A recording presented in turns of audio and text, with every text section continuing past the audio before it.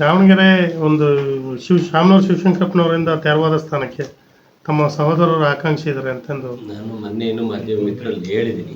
ಮೊದಲನೇ ಆದ್ಯತೆ ಕುಟುಂಬದವರಿಗೆ ನಮ್ಮ ಪಕ್ಷದಲ್ಲಿ ಇರೋದು. ಅವ್ರ ಕುಟುಂಬ ಹೊರತುಪಡಿಸಿ ಹೊರಗೆ ಕೊಡೋದಾದರೆ ನಮ್ಮನ್ನು ಕನ್ಸಿಡರ್ ಮಾಡಿ. ನಮ್ಮ ಸಹೋದರರು ಟಿಕೆಟ್ ಕೊಟ್ಟರೆ ನಾವು ಚುನಾವಣೆ ಮಾಡಿ ಗೆದ್ದು ಬರ್ತೀವಿ. ಮೊದಲನೇ ಆದ್ಯತೆ ಅವ್ರ ಶಾಮನೂರು ಕುಟುಂಬದವರಿಗೆ. ನಾನೇ ಬರೀ ಪಾರ್ಟಿ ಅಲ್ಲ ಸರ್. ಈಗ ಜನವರಿ 14ಕ್ಕೆ ಏನೋ ಕ್ರಾಂತಿ ಆಗುತ್ತೆ ಅಂತಂದು ಬರೀ ಹೇಳಿದ್ರಿ. ಜನವರಿ 14 ನಂತರ ಮಾತಾಡ್ತೀನಿ ಅಂತ ಹೇಳಿದ್ರೆ ಜನವರಿ 14 ನಂತರ ಮಾತಾಡ್ತೀನಿ. ಎರಡನೇದಾಗಿ ಪತ್ರಿಕಾ ಬಂಧುಗಳು ಹಾಗೂ ಚನ್ನಗಿರಿಯ ಮಹಾಜನತೆಗೆ ಹೊಸ ವರ್ಷದ ಶುಭಾಶಯ ಕೋರ್ತಾ, ಈ ದಿವಸ ಏನು ನಮ್ಮ ಸರ್ಕಾರ ಬಂದು ಸುಮಾರು 2.5 ವರ್ಷ ಆಯಿತು.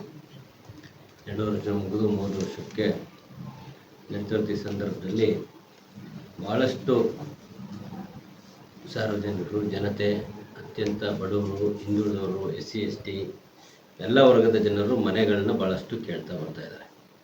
ಆದರೆ ಸರ್ಕಾರದಿಂದ ಮನೆಗಳು ಯಾವುದೇ ಬರೋದ ಕಾರಣ ನಾವು ಸುಮಾರು ಸರಿ ಸಾರ್ವಜನಿಕರಿಗೆ ಈಗ ಕೊಡ್ತೀವಿ ಅಂತೇಳಿ ಕೊಡೋಕ್ಕಾಗದೇ ಇರೋ ಕಾರಣ ನನ್ನ ವೈಯಕ್ತಿಕ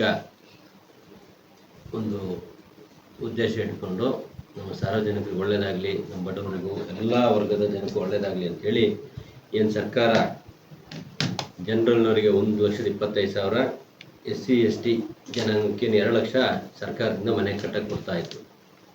ಆ ಒಂದು ನಿಟ್ಟಿನಲ್ಲಿ ನಾನು ಸಹ ಇವತ್ತು ವೈಯಕ್ತಿಕವಾಗಿ ಎಲ್ಲ ವರ್ಗದ ಜನ, SC ST ಇರ್ಬೋದು, ಎಲ್ಲ ವರ್ಗದ ಜನರಲ್ಲಿರ್ಬೋದು, ಎಲ್ರಿಗೂ ನಾನು ವೈಯಕ್ತಿಕವಾಗಿ ಪ್ರತಿಯೊಬ್ಬರು ಯಾರ್ಯಾರು ಆರ್ಥಿಕವಾಗಿ ಹಿಂದುಳಿದಾರೆ, ಯಾರಿಗೆ ತೋಟ ಇರಲ್ಲ ಅಂಥ ಕುಟುಂಬದವ್ರಿಗೆ ವೈಯಕ್ತಿಕವಾಗಿ 1.25 ಲಕ್ಷ ಮನೆ ಕಟ್ಟೋರಿಗೆ ಆದ್ಯತೆ ಮೇಲೆ ಮೊದಲ 100 ಜನಕ್ಕೆ ಮೊದಲನೇ ಹಂತದಲ್ಲಿ ಕೊಡಬೇಕು ಅಂತ ಇವತ್ತು ಹೊಸ ವರ್ಷದಲ್ಲಿ ನಮ್ಮ ಪತ್ರಿಕಾ ಮುಖಾಂತರ ಮಾನ್ಯ ಸಾರ್ವಜನಿಕರಿಗೆ ಹೇಳೋಕ್ಕೆ ಬಯಸ್ತಾ ಇದ್ದೀನಿ.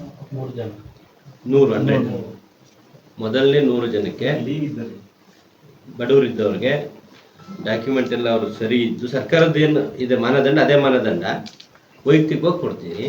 1.25 ಲಕ್ಷ ರೂಪಾಯಿ ಪ್ರತಿ ಮನೆಗೆ ವೈಯಕ್ತಿಕವಾಗಿ 3 ಹಂತದಲ್ಲಿ, ಫೌಂಡೇಶನ್, ಪ್ಲಿಂತ್, ಮುಕ್ತಾಯ ಹಂತಕ್ಕೆ 3 ಹಂತದಲ್ಲಿ 40, 40, 45 ಸಾವಿರ.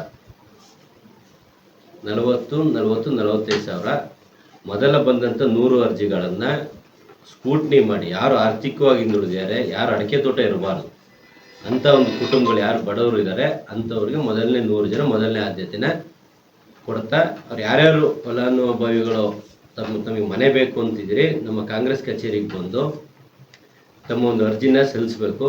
ಆ ಅರ್ಜಿನ ನಮ್ಮ ಪಕ್ಷದ ಮುಖಂಡರ ಮುಖಾಂತರ ಸ್ಕೂಟ್ನಿ ಮಾಡಿಸಿ ಇವರು ಅರ್ಹರಿದ್ದಾರ ಆ ಒಂದು ಮನೆ ತಗೊಳ್ಳೋದಕ್ಕೆ ಅನ್ನೋದನ್ನು ಸ್ಕೂಟ್ನಿ ಮಾಡಿ, ಆ ಒಂದು ಸ್ಕೂಟ್ನಿಯ ಮುಖಾಂತರ ಅವರು ಅರ್ಹರಿದ್ದಲ್ಲಿ ಪ್ರತಿಯೊಬ್ಬರಿಗೂ ಮನೆ ಕೊಡೋ ಒಂದು ಮೊದಲನೇ ಹಂತದಲ್ಲಿ 100 ಜನಕ್ಕೆ ಘೋಷಣೆ ಮಾಡ್ತಾ ಇದ್ದೀನಿ.